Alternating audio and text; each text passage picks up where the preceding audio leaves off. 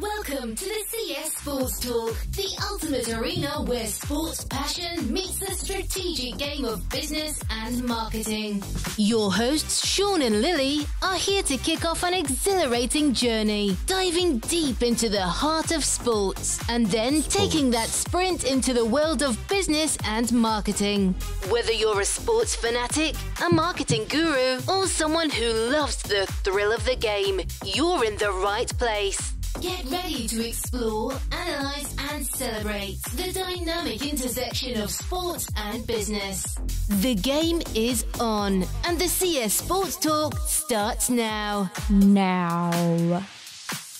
Woo! Brand new, hot off the press. What do you guys think of our new intro? That was cool. It was very cool. Very cool. Yeah. And this is episode 14 of the CS Sports Talk with a brand new intro and a brand new outro. Yeah. So you got to stick around for that. Exactly. You got to stick around to the end so you can hear the new outro as well. Yeah. Of course, that's Lily. I'm Shawn. And Aaron is at, you know where he's at today. Why he couldn't make it? Yeah. So he's actually visiting a friend right now. Yeah. But the friend is... I forget where, but they have a farm. So he's actually out farming right now, which is pretty cool. Yeah. Yeah, he sent us some pictures of pigs. How you doing, Aaron? Stuff. Yeah. Yeah.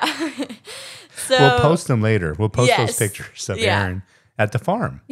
Yeah, he showed us some pigs and stuff. The pigs Every were my Monday, favorite, Aaron's up to something. I know. It's like he's doing this on purpose. So, well, maybe next week, Aaron will be back. Well, he missed out on the big intro and outro. I know. Yeah, we'll have to send it to him. But we're next level. We're next level now. Yeah. Yeah, we are. Yeah. We're looking for sponsors. Yes, we are. Yeah. Let us know if you're willing to sponsor the CS Sports Talk with new intro and outro. Oh, we will wear the little logo shirts. Yes. Send us your shirts. We'll wear or them. hats. Whatever you want to supply. Yep. Yeah. Exactly. Big time. You guys ready for our question? Yeah. We're ready. Yeah. So, you are the Chicago Bears GM right now, okay? That's who you are. Yeah. And if it was up to you, would you draft Caleb Williams as your number 1 overall pick? Ooh. What do you think, okay? What would you do? I don't know, Shawn. What would you do? Here, why don't you explain a little bit? About this, right? Okay. Yeah. So if you don't know, the Bears have a pretty good quarterback, but the team sucks. Right. Yeah. You know, he's very athletic. You know, he's put in a situation where you could tell the guy wants to win. Yeah. But maybe he gets out of his, element a little bit too much, presses too hard. Yeah. Super athletic. And in my opinion, he seems to be a pretty good leader on the field, which is very important, right? Yes. As quarterback position, your number 1 job, is to be a leader. Be a leader.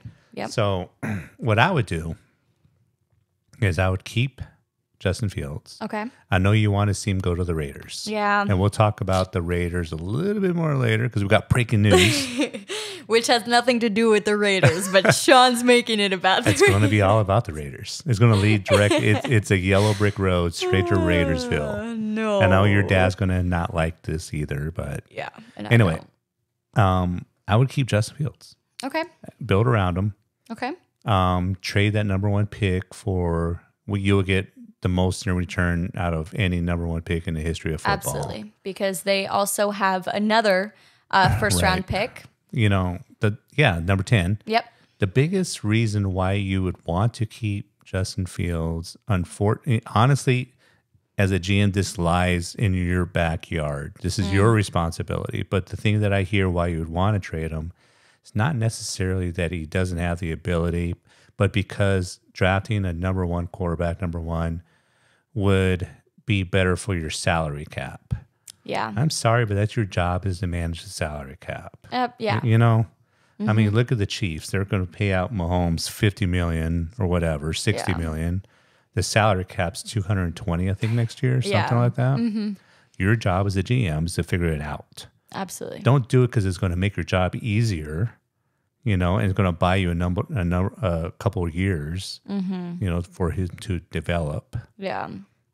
Challenge yourself. Keep Justin Fields. Trade that pick for more picks, not just this year, but the next 2 or 3 years. Yeah. And do your job. Okay. That's valid. What do you think?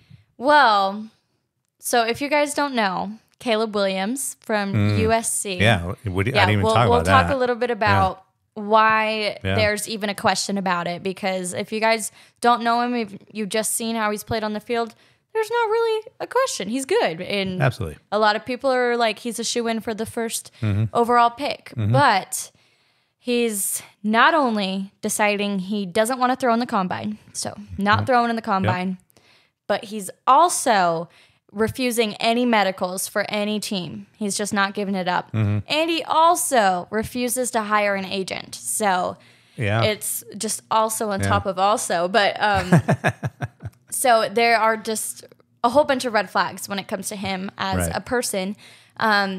So that's why there is kind of a debate whether the Bears are going to take him or if they're going to do what Shawn says or if they're going to trade Justin Fields. It's kind of tricky, but if I were the Bears GM, I wouldn't take Caleb Williams. Your number one pick, it needs to be a Hall of Famer. Absolutely. No doubt. Yeah, you can't waste a number one overall and pick. A quarterback needs to have the stature of like a Jordan Love. Yes. CJ Stroud. Yep. Guys that are leaders on and off the field. Guys that your team would go to bat for. You know what I mean? Yeah. I can't see Caleb Williams going into an NFL locker room with that attitude. No, I think it would just be toxic. Right. Yeah. So I don't know. I don't know either. As I was reading about it, it was saying that this kind of seems like it's going to be the trend with these new college athletes. They're just going to kind of decide what they want to do, what they don't want to do. Great point. And I don't know. We'll see. I don't agree with it personally. I think there's things you should do to get to this point that everybody dreams of getting to. Right. And just because you think you're that good doesn't mean you can decide what you want to do. Even if I had say hypothetically, you have the number one pick and you need a quarterback. You don't have a Justin Fields. Would you still draft Caleb Williams? I mean, it depends what you value more. If you value Caleb Williams or JJ McCarthy. Well, I would take JJ just because I think he's great, and I think he also has a better head on his shoulders than Caleb does. And arguably, he's not even. And no disrespect to JJ McCarthy because he's gone to the combine. Yeah, his stock has risen tremendously from maybe a late first to second round pick to top 5 now. Yeah. But it shows what kind of leader he is, what kind of person he is. He's killing it in the combine. Yeah, he's willing to work. The Heisman Trophy winner, Jaden Daniels out of LSU. And there's 2 or 3 other guys that, maybe they don't check off all the boxes that Caleb Williams does physically or on the field. But these guys look to be better leaders. Yeah. So even if I had that first pick, I would trade down to somebody who wanted him and settle for one of these other quarterbacks who wants to go in and lead your guys. Yeah. Yeah. It just depends what you value more as a team. If you value leadership or... And I hate to say it, but look at Brock Purdy.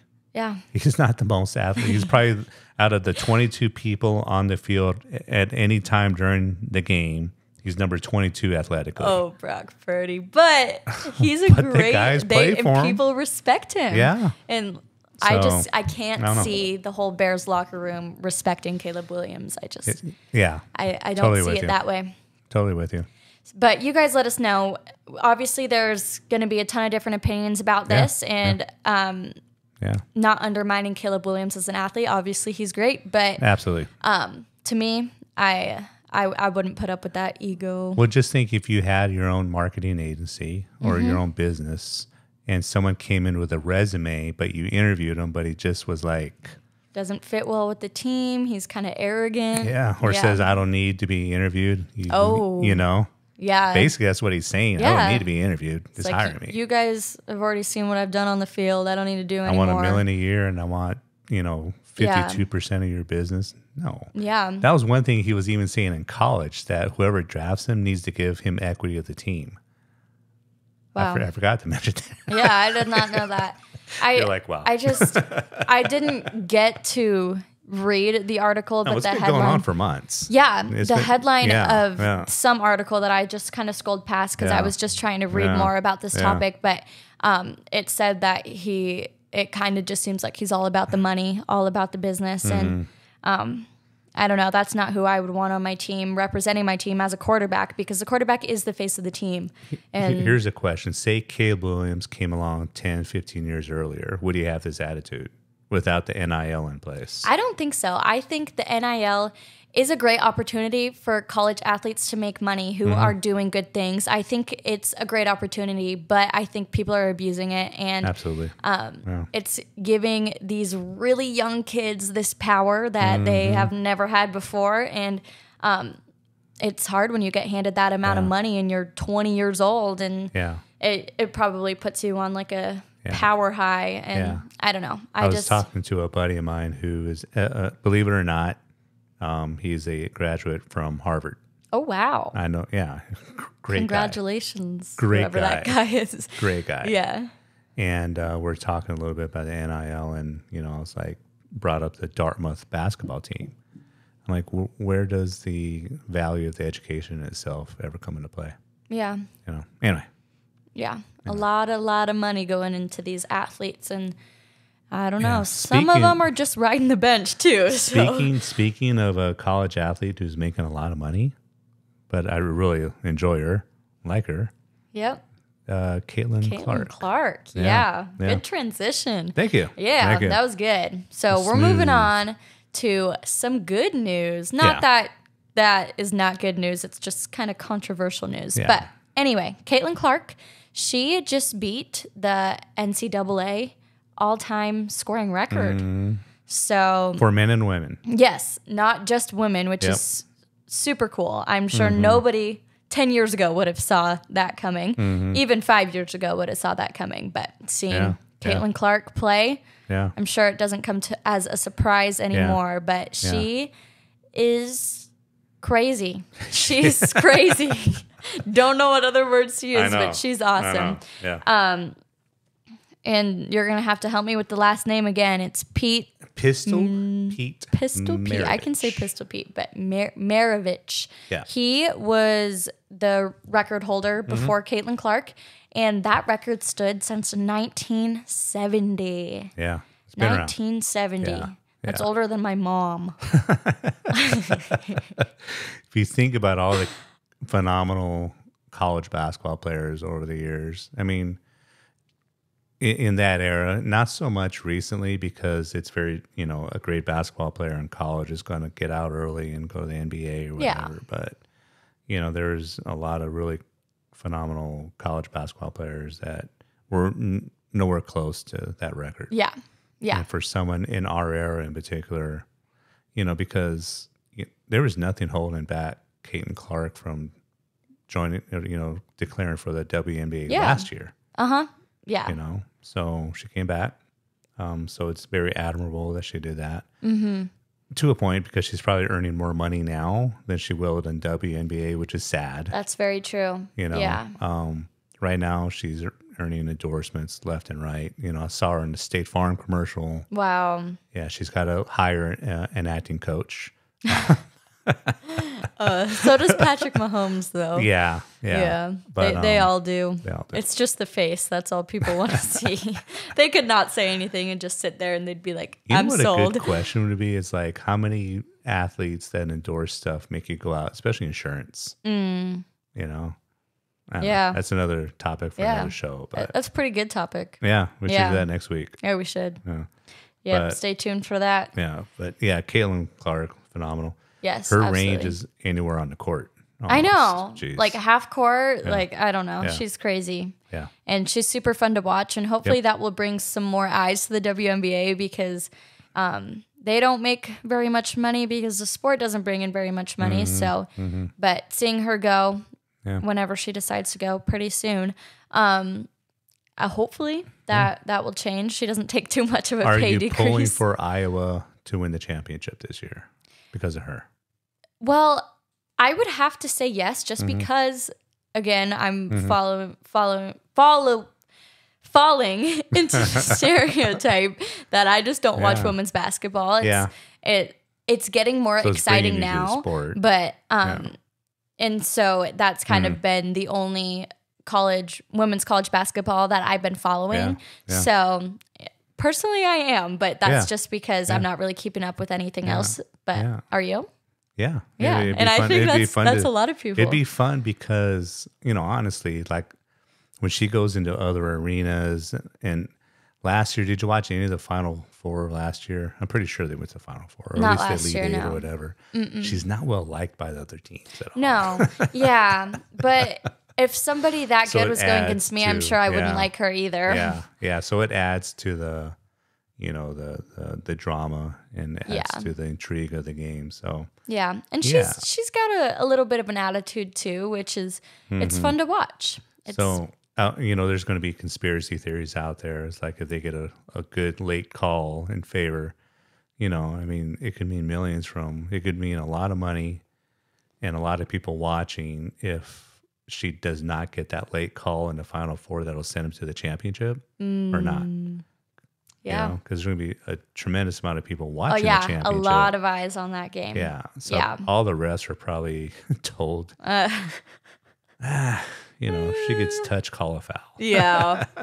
That'll be fun to watch. That'll be interesting to see. It would be. What happens. But I'm pulling for them personally. Yeah. But I just respect her as an athlete, and I think everybody can say that because boys and girls, she is crazy. Absolutely. And speaking of more record breaking or at least huge numbers, LeBron just passed his 40,000th career point. In a loss to the Nuggets. Yeah. In a loss. Oh, poor LeBron. But 40,000, just think about how many times you have to shoot and make it to get that many points. Only getting like 1, 2, or 3 points at a time. Right. To get to 40,000 is crazy. Yeah. So congratulations to LeBron. Absolutely. That is insane. Yeah. Now, is that a testament to the longevity or just how good he is, or both? Both, I think. Because, obviously he's getting older. He's been playing for still in pretty good shape. A long time. But the fact that he's still putting up these points is, I think it's a testament to both. Because... Would you, I know you're not a huge basketball fan, but any basketball fans out there, would you put him on your Mount Rushmore of basketball players? Yeah. And I think more than just how of an amazing basketball player he is, like just everybody knows him. Yeah. Like this is, oh my gosh, years ago, I was probably 12 or something. My stepdad took us to a Cavs and Suns game, and my brother was so mad because he was like, "You guys aren't rooting for the Suns," and I'm like, "No, like look who's over there, like duh." That's and funny. he was getting so mad because we weren't rooting for the Suns, but it's just like everybody knows his name, so yeah. Where would I put him on Mount Rushmore? Definitely. I saw a post. Would you have him up there? Number 4. Okay. Number 4. Yeah. That's still up there. I saw a post where somebody's like, posted that LeBron got his 40,000th point, makes him the best of all time. And no, it doesn't. Sorry.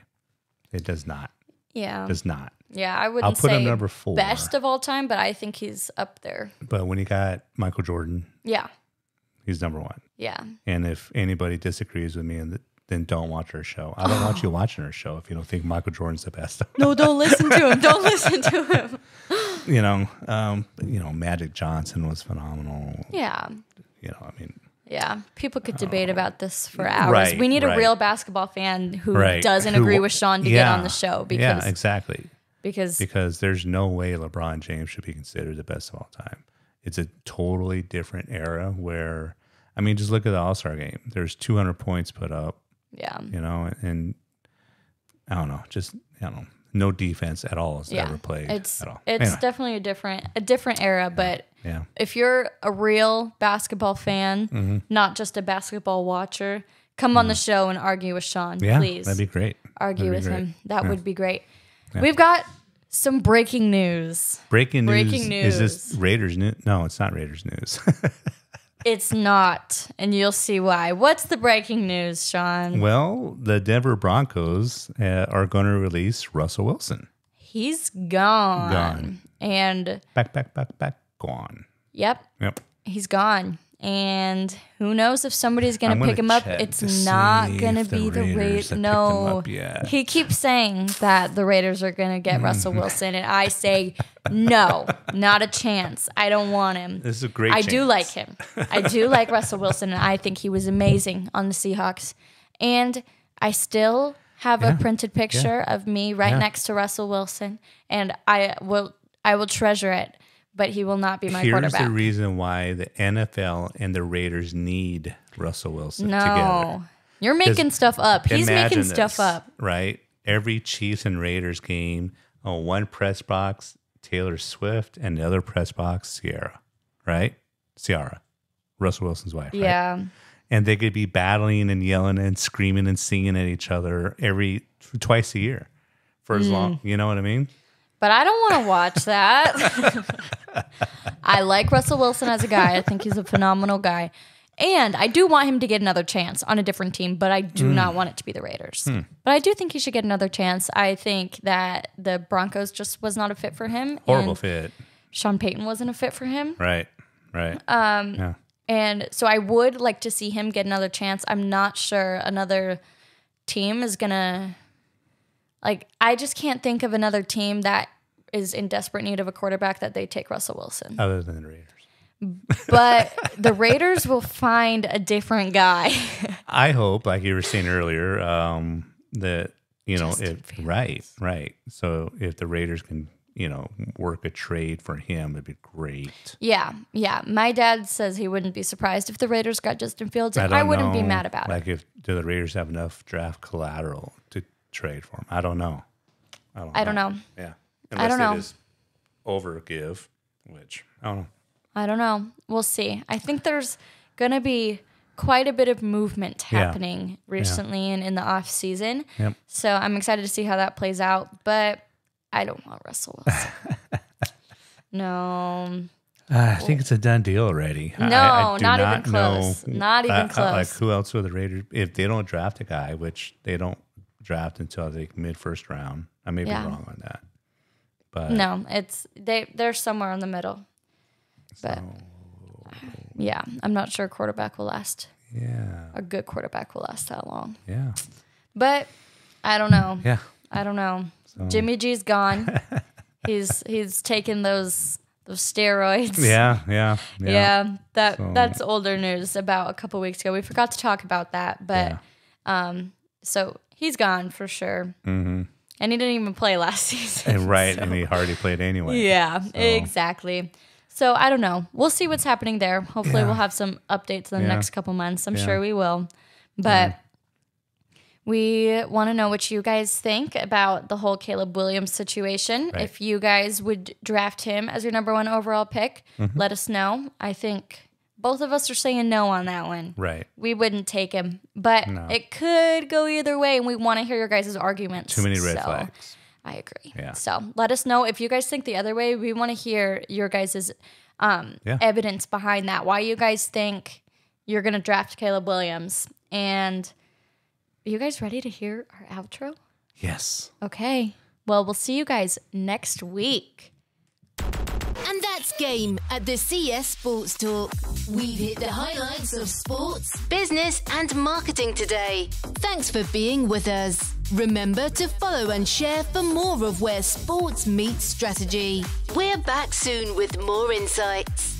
Thank you for joining us. Until next time, keep playing the game on and off the field.